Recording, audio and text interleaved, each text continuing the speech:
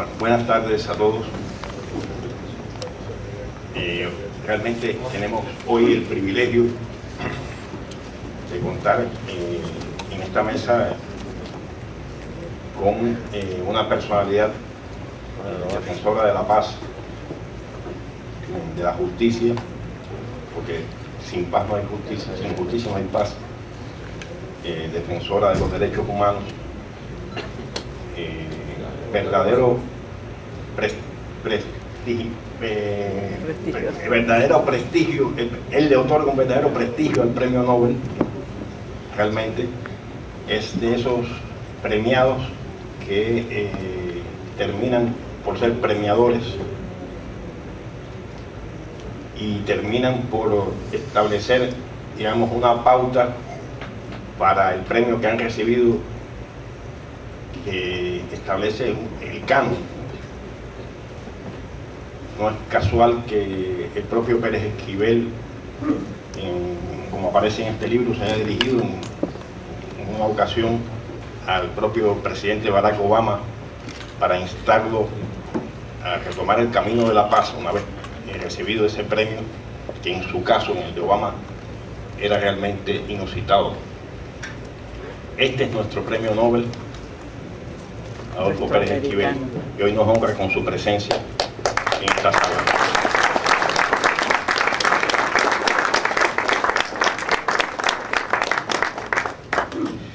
Bueno, resulta realmente difícil y yo diría que casi innecesario, aunque el rigor de las formalidades nos obligue a ello, a presentar a un hombre como Adolfo Pérez Esquivel entre nosotros. Solo decir y recordar que además de luchador por los derechos, es escultor, es arquitecto. Como escultor es un artista que no ha dejado de crear, y es un educador en un sentido amplio de la palabra. ¿Cuáles son las facetas de esta personalidad? Porque, digamos,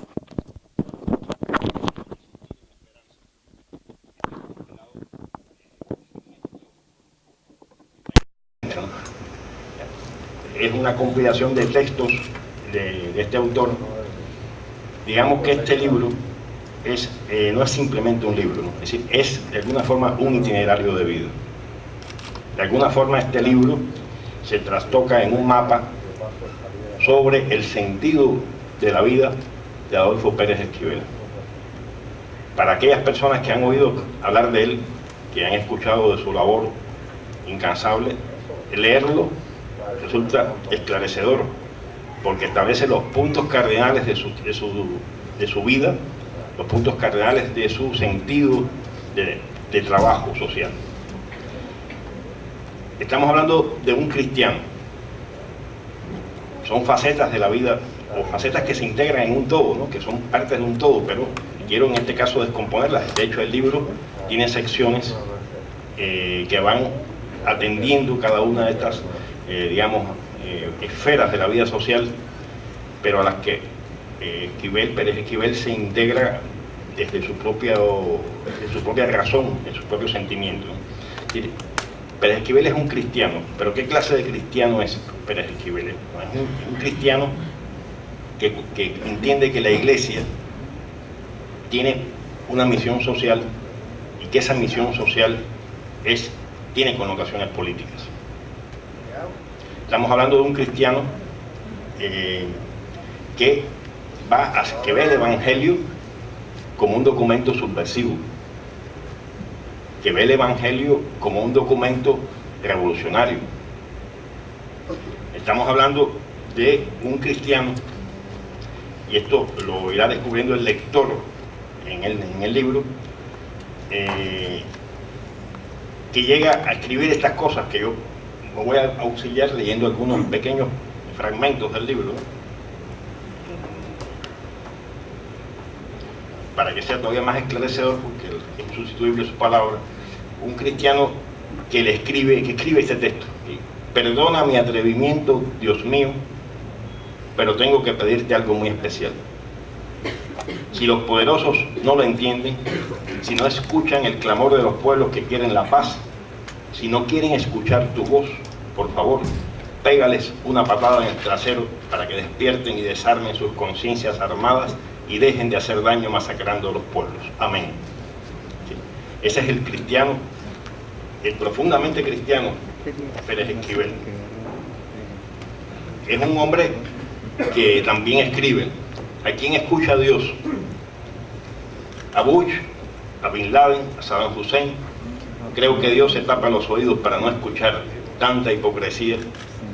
Su instinto divino debe decirle que no son sinceros, que lo que buscan es el poder y sus propios intereses, que sus corazones se han endurecido y tienen distintos justificativos para generar el odio y la inmisericordia y buscan la destrucción y la muerte de otros pueblos. Ese es el cristiano Pérez Esquivel, que encuentra en la doctrina de dos hombres diferentes, de orígenes diferentes, pero hermanados en una doctrina pacifista, que son Mahatma Gandhi por una parte y por la otra Thomas Merton, digamos las bases de una concepción pacifista del mundo que él también explica en el libro. Solo quiero señalar el hecho curioso y no casual, por supuesto, de la influencia que tuvo Thomas Merton en realidad en un grupo de intelectuales de izquierda latinoamericanos. Descubro esa influencia ahora en Pérez Esquivel, pero es una influencia que tuvo también Ernesto Cardenal en sus años de formación en Estados Unidos, y es una influencia indirecta que después tiene también nuestro Cintio Vitier, ¿no? Precisamente porque Cardenal te recomienda a Cintio la lectura de Thomas Merton. Y esto va estableciendo una familia, ¿no? Una especie de familia latinoamericana de pensamiento en torno al tema de la paz. Ahora, ¿cómo es el pacifista? Vimos cómo era el cristiano, cómo entiende la paz Pérez Esquivel, o que entiende por esa palabra. Vuelvo a leer brevemente sus fragmentos.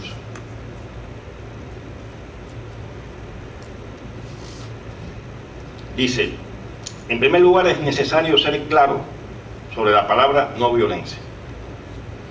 Este término no es feliz porque hace pensar en una actitud negativa y para muchas personas es sinónimo de pasividad.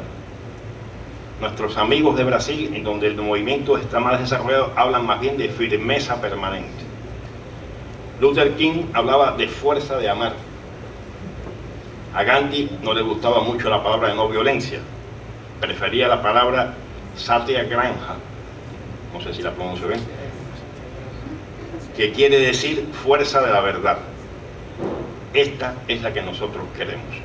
Es una primera definición para delimitar, para establecer claramente, ¿no?, que el pacifismo al que se refiere Pérez Esquivel no es pasividad, no es dejación, no es mirar a otra parte, no es decir sí, sino que es un activismo permanente que en un momento trágico de su vida lo llevó casi al borde de la muerte.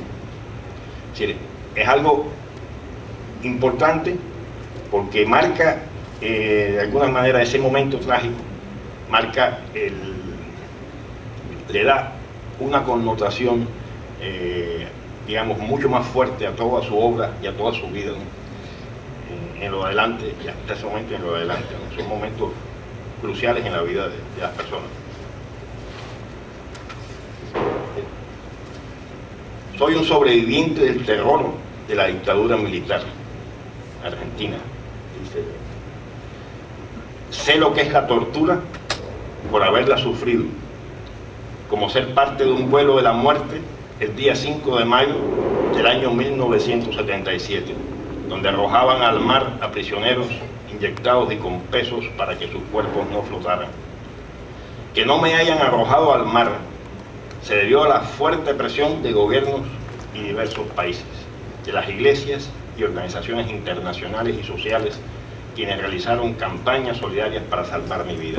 Porque ¿Por qué la dictadura le tenía tanto miedo a Pérez Esquivel, a un pacifista?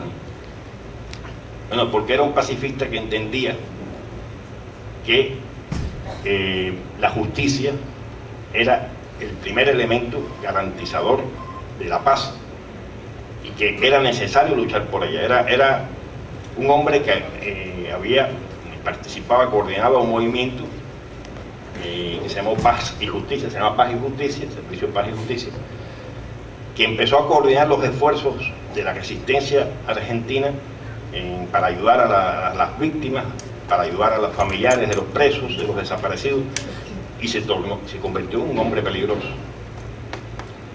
Convirtió precisamente el Evangelio en un acto subversivo, en su esencia.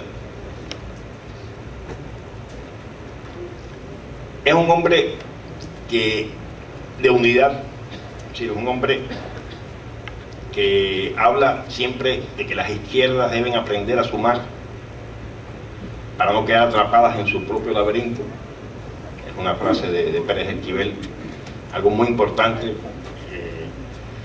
para todos nosotros, porque como sabemos los poderosos se unen muy rápido cuando el tintineo del dinero suena, ¿no?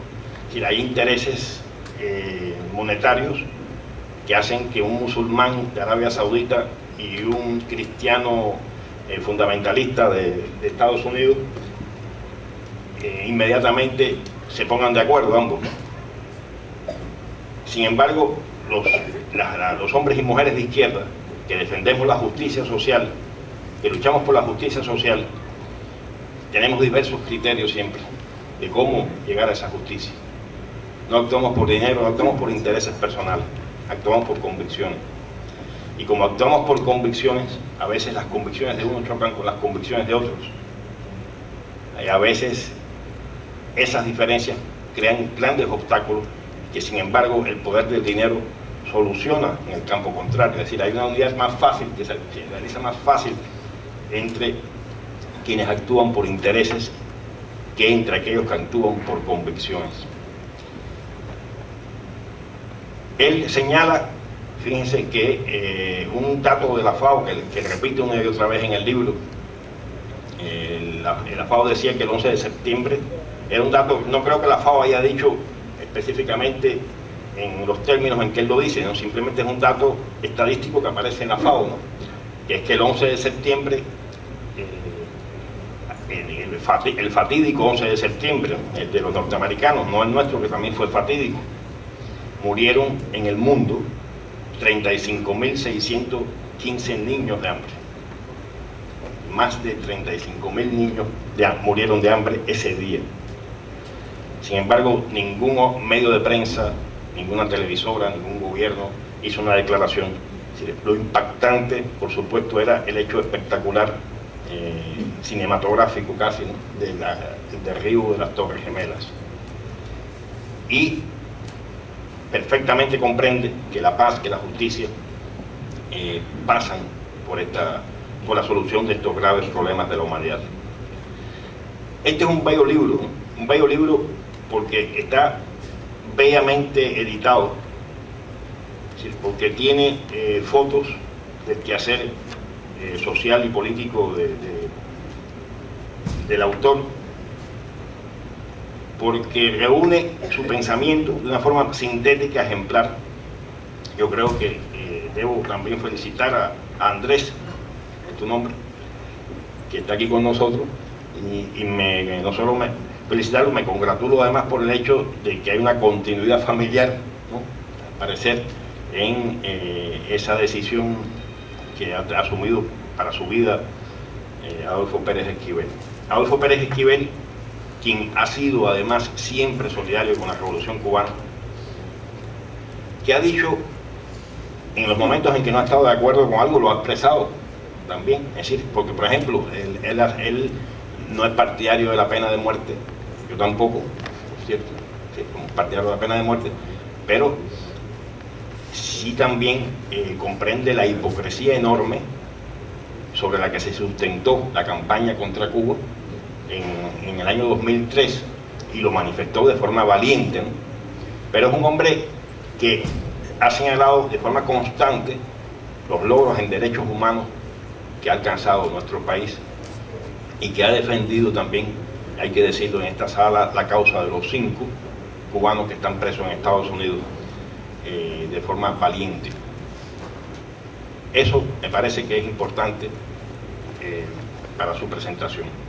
Estoy seguro que este libro va a ser un libro de consulta leído por los cubanos que aprecian a Adolfo Pérez Esquivel, que esperan tener una visión más cercana de sus ideas, que lo admiran su vida, su trayectoria, y que lo comprenderán desde las primeras páginas, que en su caso, como debe ser en el caso de cualquier cristiano auténtico, la vida y la obra acaban confundiéndose en una sola, y que cada palabra que está aquí no está dicha en abstracto, no está escrita para un texto académico, sino forma parte de un discurso continuo, y un discurso que tiene una guía, digamos, si algo pudiera decir, quizás me equivoco, pero tiene una guía que está sustentada en entender como héroes propios los héroes populares, es decir, el hombre común, llamado común entre comillas, la sabiduría del hombre común, el dolor, la angustia, la felicidad del hombre común, al extremo de cuando se reunieron en una ocasión un grupo de premios Nobel en la OEA y preguntaron cuál era el héroe preferido de cada uno de ellos. Adolfo Pérez Esquivel dijo: mi héroe preferido es mi abuela, ¿no? Y argumentó, es decir, toda la sabiduría, por supuesto, de ese antepasado indígena, ¿no? Que es otra faceta también de su labor ciudadana. Entonces, bueno, yo agradezco mucho que me hayan dado la oportunidad de presentar el libro de Adolfo Pérez Esquivel. Lo disfruté mucho, es un libro bien escrito y ustedes sé que lo van a disfrutar, y a partir de él van a apreciar todavía más la labor solidaria, la labor realmente abnegada de este hombre que es nuestro premio Nobel, el hombre que prestigia desde nuestra América ese galardón internacional. Muchas gracias.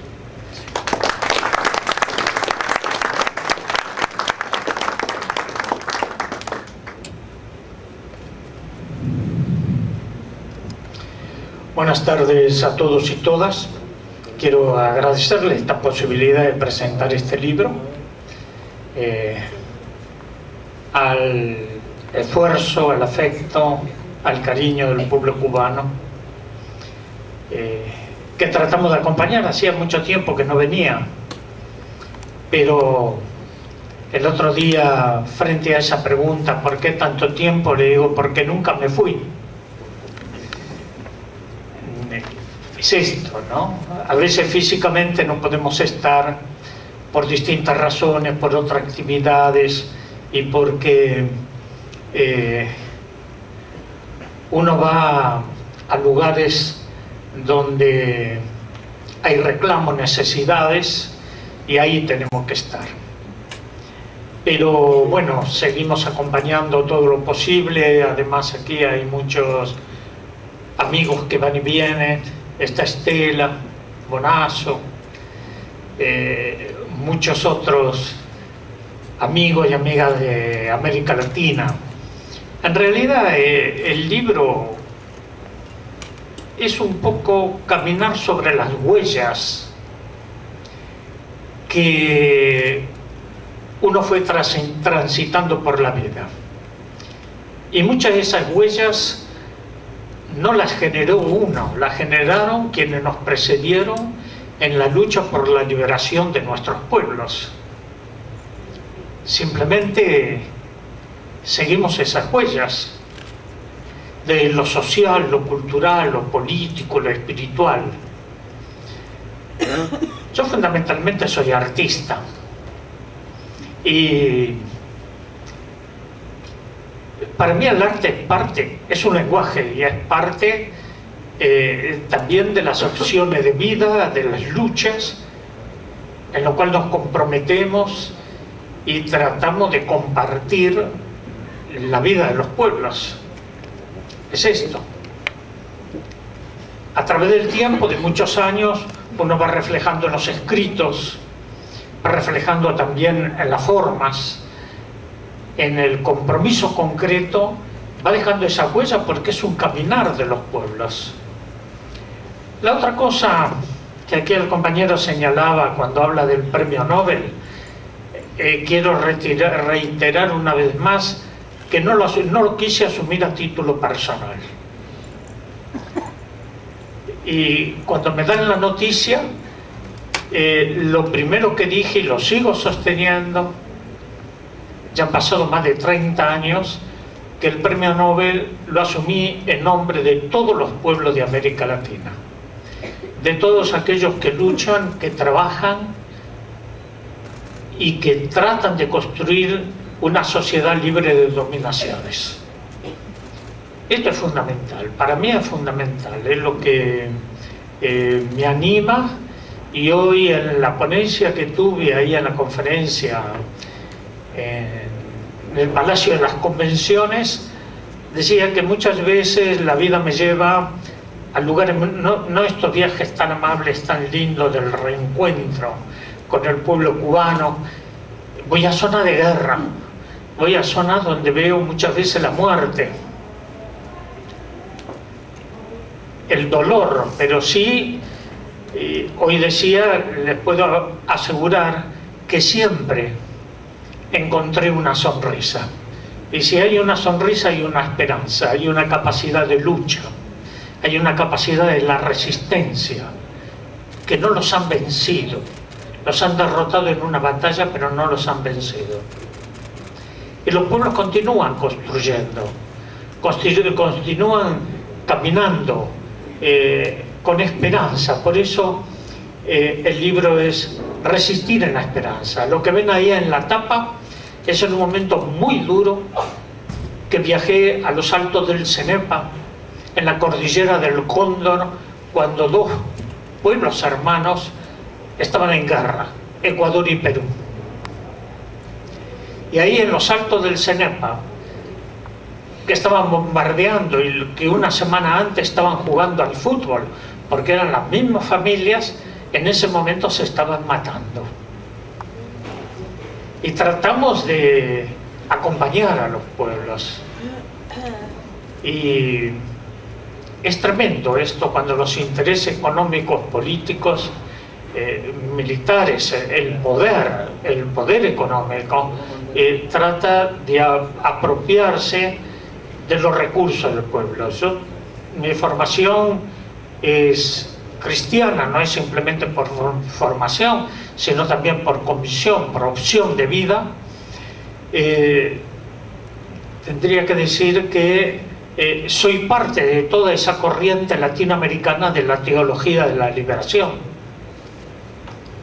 que tanto han combatido, pero que esto no desapareció, está en los pueblos. Los cristianos tenemos un compromiso en la lucha de la liberación de nuestros pueblos.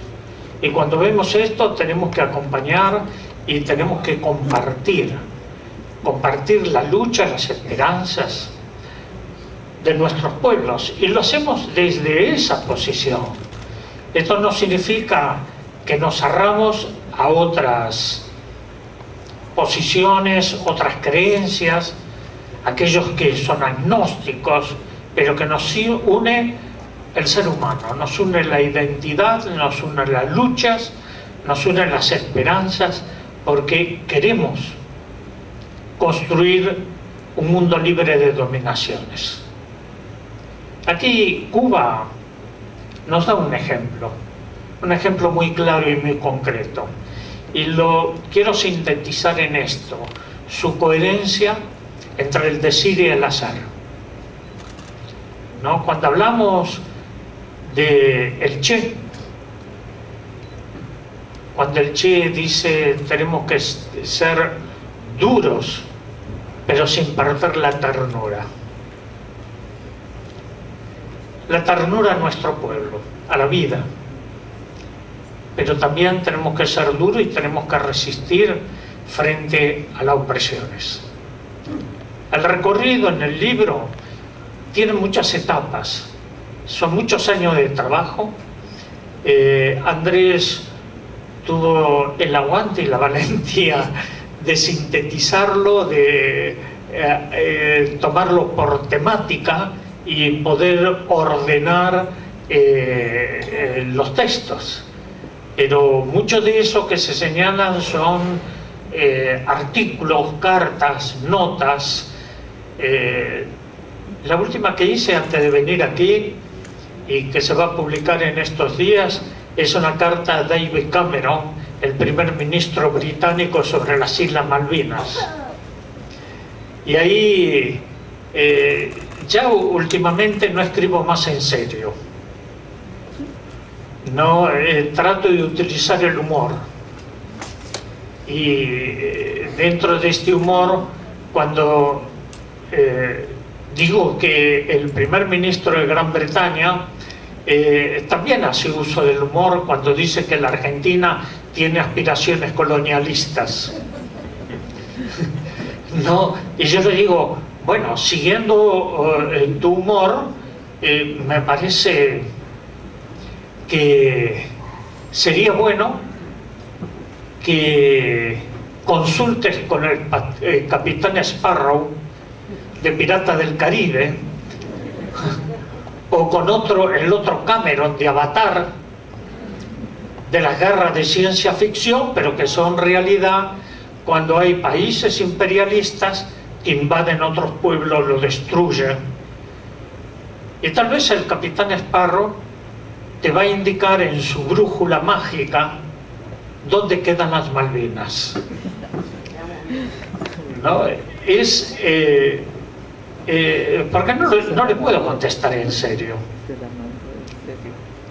Y también decirle que, como decía Chesterton, ese hombre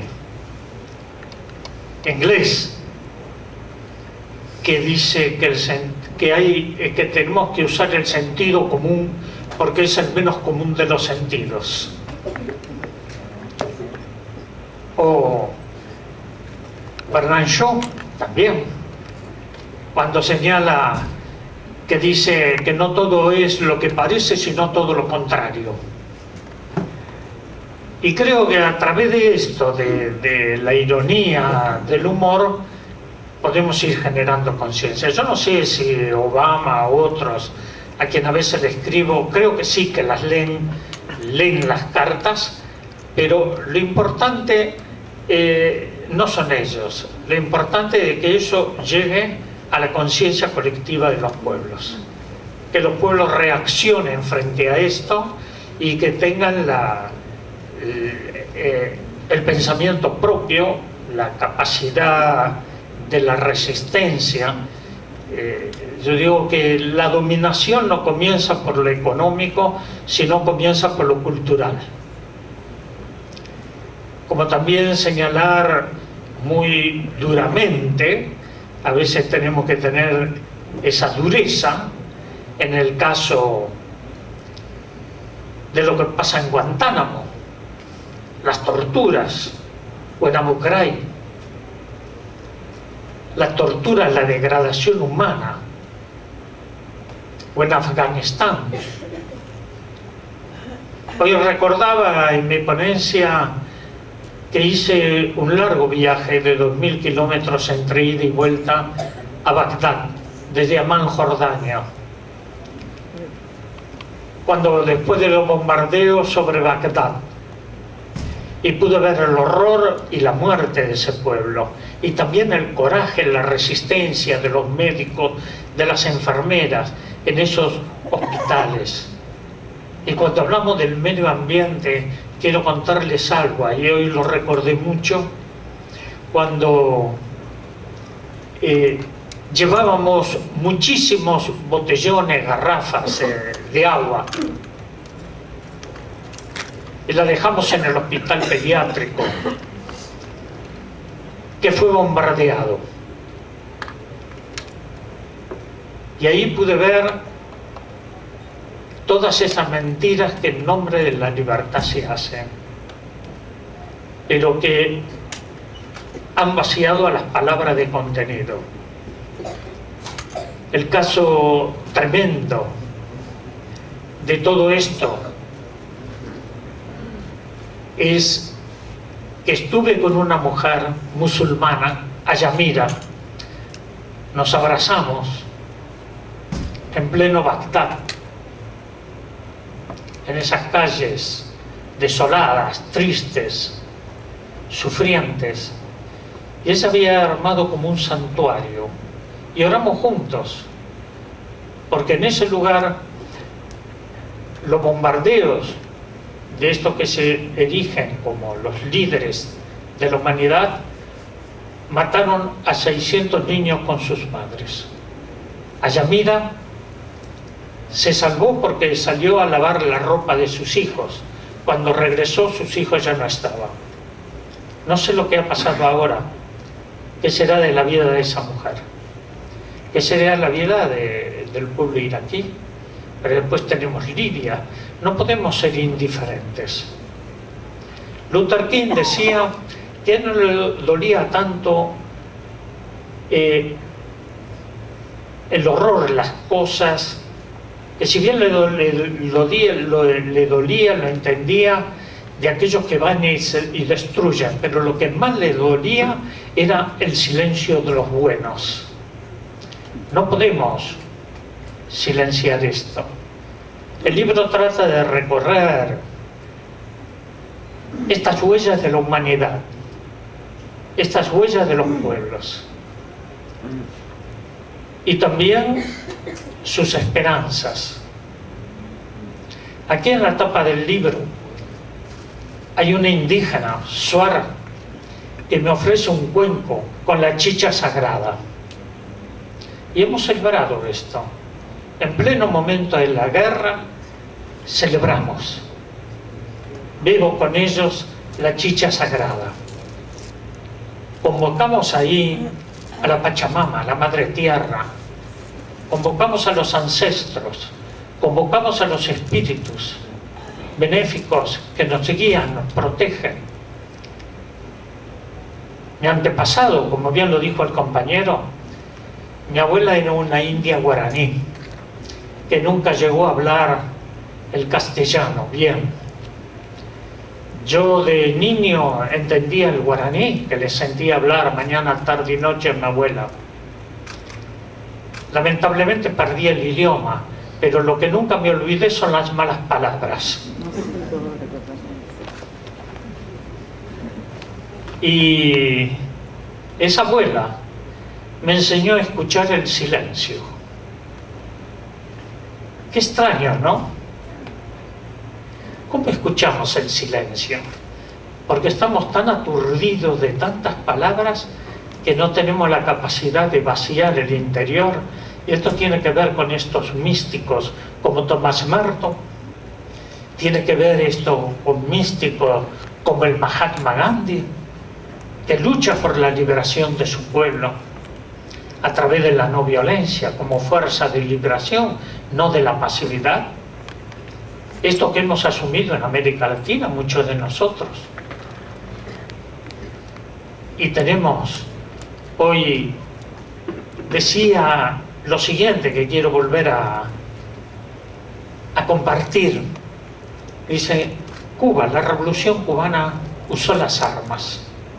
Sí, usó las armas para liberarse de la opresión. Pero mucho más, Cuba usó la paz, usó la construcción del pueblo, la educación, la salud. Ayer vimos a los niños cuando se inauguró el encuentro de universidades, la colmenita, la alegría de esos chicos. Ahí está la paz. La paz tiene rostro, no es abstracta. Tiene rostro concreto de hombres, mujeres, niños. No podemos hablar de la paz como una abstracción y como la ausencia del conflicto. No tiene nada que ver con la ausencia del conflicto. Incluso en el conflicto podemos construir la paz a través del diálogo, de saber escucharnos, de entendernos. No es posible que todos pensemos igual. Hay una gran diversidad, del pensamiento.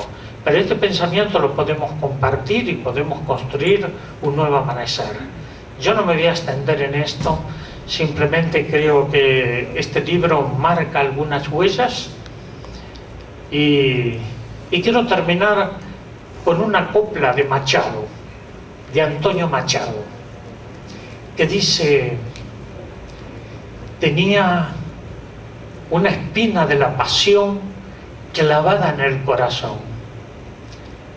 Cuando la arranqué, no sentí más el corazón. Y creo que nosotros no tenemos que arrancar la espina de la pasión. Tenemos que dejarla ahí y tenemos que pensar que esa espina de la pasión es lo que nos anima en construir una nueva sociedad para todos y para todas. Gracias.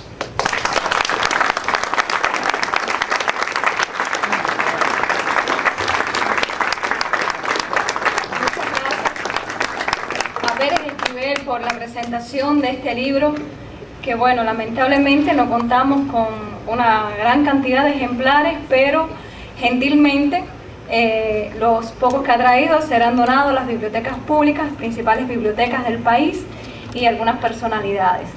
Así que muchas gracias. El libro, es importante anunciarles que próximamente, todavía sin precisar fecha a Esquivel, pero seguramente tendrá noticias rápidas de ello, prepararemos una edición cubana. Gracias.